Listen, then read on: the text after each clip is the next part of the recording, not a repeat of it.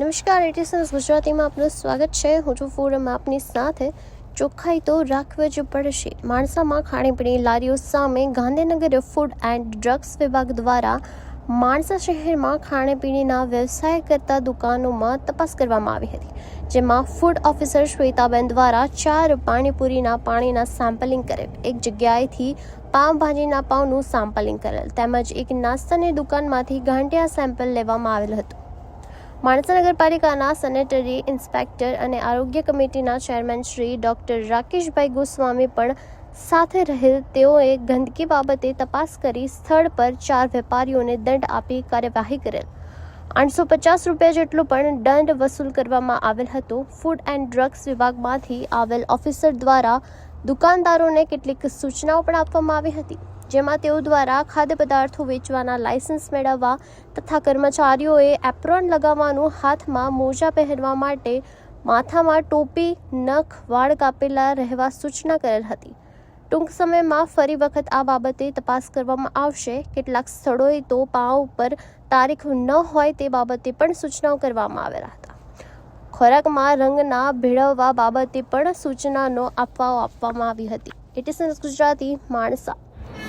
નમસ્કાર, હું ડૉક્ટર રાકેશ ગોસ્વામી, આરોગ્ય સમિતિ ચેરમેન, માણસા નગરપાલિકા.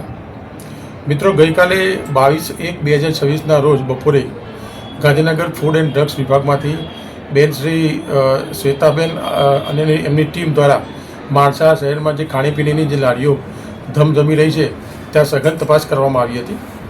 આ તપાસમાં હું પોતે પણ હાજર હતો. મારી સાથે સાથે આપણે નગરપાલિકાના સેનેટરી ઇન્સ્પેક્ટર હિતેન્દ્રસિંહ ચારણ પણ હાજર રહ્યા હતા. તપાસ દરમિયાન અમે ઘણી બધી પાણીપુરીની લારીઓ અમે જોઈ.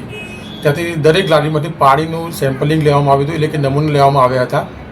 અમુક જગ્યાએ તો એવી જોવા મળ્યું કે જે પાવભાજીના પાવ ખરા એનું જે પેકિંગ ખરું એ પેકિંગમાં સાહેબ એક્સપાયરી ડેટ જ નહોતી.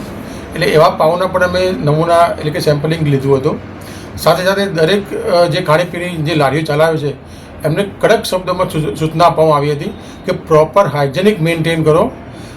તમે સર્વિસ કરતી વખતે હાથમાં ગ્લોવ્સ પહેરી રાખવાના, નખ કટ કરેલા હોવા જોઈએ, એપ્રોન પહેરેલો હોવો જોઈએ.